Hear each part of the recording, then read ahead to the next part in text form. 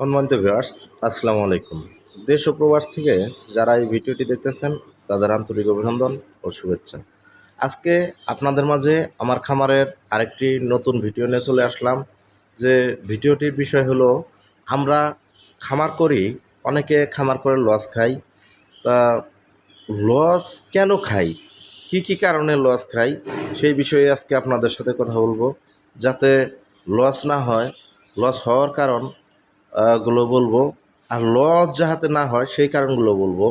দেখুন, আমরা যাহারাই খামার করি তাহারা প্রথমে বুঝতে পারি না যে কিভাবে খামার সেট তৈরি করব, কিভাবে গরু পালন করতে হয়, মানে এগুলো বুঝতে পারি না।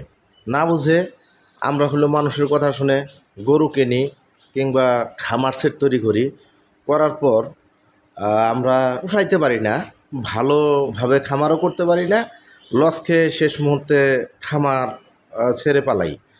আমরা যাহারাই খামার করব ভাবতেছি তাদের উদ্দেশ্যে আমি বলতেছি, আপনারা খামার করুন, ভালো কথা, কিন্তু কোন ধরনের গরু দিয়ে আপনি খামার করবেন, কেমন জায়গায় আপনি গরু পালন করবেন, সব কিছুই বিবেচনা করতে হবে।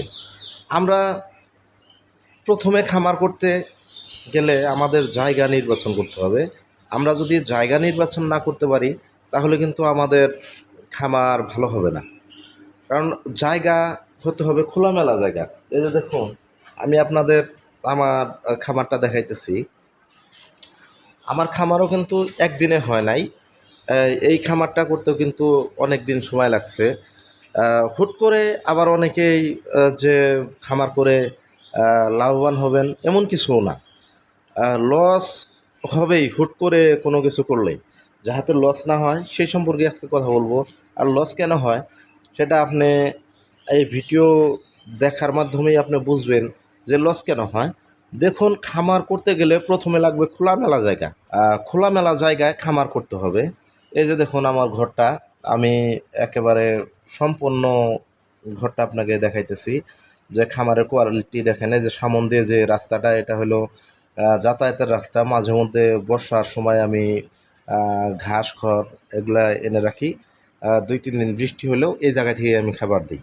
দ্বিতীয়ত হলো, এই যে গরুর যে শোয়ার জায়গাটা, থাকার জায়গাটা একটু চওড়া হবে, বড় হবে, একটু ভালো মানের হবে আর কি। নর্মাল যাতে না হয়। যদি নর্মাল হয়, আমরা মানুষ যেমন খারাপ জায়গায় থাকতে পছন্দ করি না, গরু বাছুরও তেমনই খারাপ জায়গা পছন্দ করে না। এমনকি খারাপ জায়গায় রাখলে আপনি লসের সম্মুখীন 100% হবেন। খারাপ জায়গায় গরু নাদাবে, চুনাবে, তারপর সেই জায়গায় পাড়াবে, পাড়ানোর পর কাদো হবে, কাদো হওয়ার পর আপনার গরুর পায়ে ঘা হবে, মুখে ঘা হবে। সেটা হলো জীবাণু সৃষ্টি হবে। বিভিন্ন ধরনের ব্যাকটেরিয়ার মাধ্যমে, জীবাণুর মাধ্যমে গরুর বিভিন্ন জীবাণুর মাধ্যমে গরু রোগ আক্রান্ত হবে। বিধায় আমি ভালো লাভবান হতে পারবো না। তাই আপনারা খামার করার আগে প্রথমে ভালো জায়গা নির্বাচন করবেন। দ্বিতীয়ত হলো, আমরা অনেকেই খামার করি, ভাবি যে 8-10টা গরু কিনবো, কেনার পরে আমরা একটা লোক রাখবো। না, আমরা যখন ওই চিন্তা ভাবনাটা করি, দেখুন একটি লোক রাখতে গেলে কিন্তু আসলে টাকার দরকার। তা সেই দিকে চিন্তা ভাবনা করেন যে আপনি যদি প্রতি মাসে একটা লোক 15,000 টাকার নিচে পাবেন না। তো 15,000 টাকা যদি দেন, 10টা গরুর পিছে একটা লোক লাগে। তো 10টা গরু দিয়ে প্রথমে আপনি শুরু করে 15,000 টাকা মাস দিয়ে লোক রেখে আপনি কখনোই লাভবান হতে পারবেন না, লাভ করতে পারবেন না। তাই গরু বাছুর পালন করবেন, কখনোই আপনারা লোক রাখার চিন্তা ভাবনা করবেন না। যদি লোক রাখেন তাহলে অবশ্যই 100% লসে পারবেন।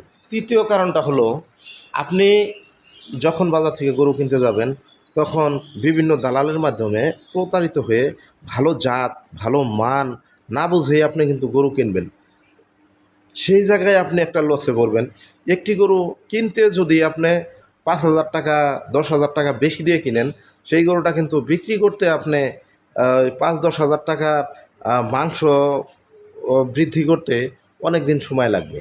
বিধায় আপনি কখনোই বাজারে যেয়ে হুটহাট করে দালালের মাধ্যমে গরু ক্রয় করবেন না।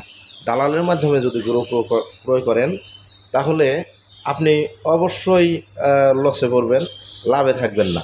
তারপর আরেকটি গুরুত্বপূর্ণ বিষয়, সেই গুরুত্বপূর্ণ বিষয়টি হলো, আপনি যদি খামার করতে চান, তাহলে অবশ্যই আপনাকে প্রাথমিক চিকিৎসা জানতে হবে। প্রাথমিক চিকিৎসা যদি না জানেন, তাহলে কিন্তু আপনি খামার করে লসে পড়বেন, লাভ হবে না, কখনোই লাভ হবে না। কারণ হলো, গরুর একটু জ্বর আসছে, একটু সর্দি হয়েছে, আপনাকে আহ, ডাক্তার ডাকতে হবে সাথে সাথে। যদি ডাক্তার না ডাকেন, আপনি তো আর জানেন না যে কীভাবে চিকিৎসা দিতে হবে। তাই একটি ডাক্তার ডাকলে কিন্তু ওই দেখা গেছে 200-300 টাকার নিচে আপনার বাসায় আসবে না। তাই সেই আপনার বাসায় যে 200-300 টাকার নিচে আসলো না, এটা কিন্তু একটা লস। তাই আপনারা যারা খামার করবেন, তারা অবশ্যই অবশ্যই চিকিৎসা কিভাবে দিতে হয়, সেই বিষয়টা, প্রাথমিক চিকিৎসা কিভাবে দিতে হয়, সেই বিষয়টা গুরুত্ব সহকারে আপনি শিখবেন। এটাই আপনার খামার দেওয়ার হলো, সেটা হলো প্রাথমিক চিকিৎসা। তারপর আরেকটি বিষয়, সেটি হলো খাদ্য খরচা কমিয়ে আনা। আমরা যাহারাই গরু পালন করি, তাহারা মনে করি যে শুধু দানাদার খাবার দিয়ে আমরা গরু পালন করব, গরু অনেক বৃদ্ধি হয়ে যাবে। না, এই ধারণাটা ভুল। কারণ হলো, দানাদার খাদ্য দিয়ে কখনো এককভাবে গরু হয় না, হইলেও দানাদার খাদ্যর দাম প্রচুর পরিমাণ। তাই দানাদার খাদ্য আপনারা গরুকে বেশি খাওয়াবেন না। যেমন দেখুন, আমার গরুগুলোর স্বাস্থ্য কিন্তু একেবারে খারাপ না। আহ, আমি যে গরু পালন করি, আমি কিন্তু দানাদার খাদ্য অতটা খাওয়াই না। এগুলা, এই যে গাভী, এগুলা দুধের গাভী, আর দুধের গাভী বেশি স্বাস্থ্য হয় না। ওই যে তারপরও আল্লাহর রহমতে স্বাস্থ্য খারাপ না। ওই যে দেখুন, দুধ দহন করলে গরুর স্বাস্থ্য একটু কম হয়। এই গাভীটা কয়েকদিন আগে কিনছি, এটাও কয়েকদিন আগে কিনছি। এটা আনার পরে মানে ভালোভাবে খাইতেছেই না। তা যাই হোক, আপনারা খাবার খরচাটা কমিয়ে আনবেন। খাবার খরচাটা যদি কমিয়ে আনেন, তাহলে আপনার খামারে লাভ করতে পারবেন।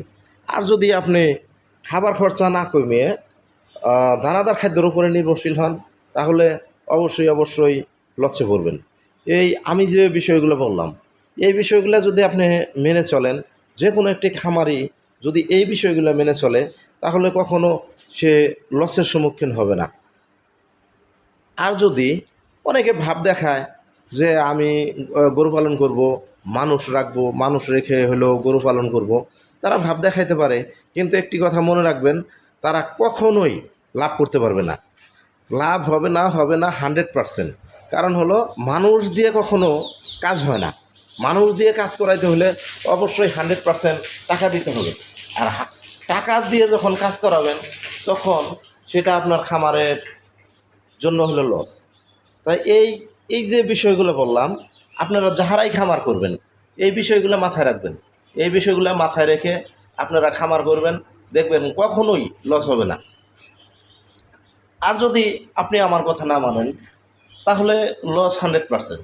কারণ হুট করে কেউ বড়লোক হতে পারে না। হুট করে বড়লোক হওয়ার স্বপ্ন এই গরু পালনের সেক্টর না। গরু পালন করতে হলে আপনাকে ধৈর্য ধারণ করতে হবে, আমাকেও ধৈর্য ধারণ করতে হবে। যদি ধৈর্য ধারণ না করতে পারেন, আমিও যদি ধৈর্য ধারণ না করতে পারি, তাহলে কিন্তু গরু পালন হবে না। তাই আপনারা যাহারাই গরু পালন করতে আগ্রহী, ইচ্ছুক, তাহারা অবশ্যই অবশ্যই আমার এই ভিডিওটা দেখবেন। দেখার অবশ্যই দরকার। কারণ আপনি গরু পালন করার আগে আপনার কয়েকটা বিষয় অবশ্যই অবশ্যই মাথায় রাখতে হবে। যেই বিষয়গুলো মাথায় না রাখলে আপনি 100% লস খাবেন। তো আমার এই ভিডিওটি যদি ভালো লাগে, সবাই সাবস্ক্রাইব করে দেবেন। সবাই ভালো থাকুন, সুস্থ থাকুন। আসসালামু আলাইকুম।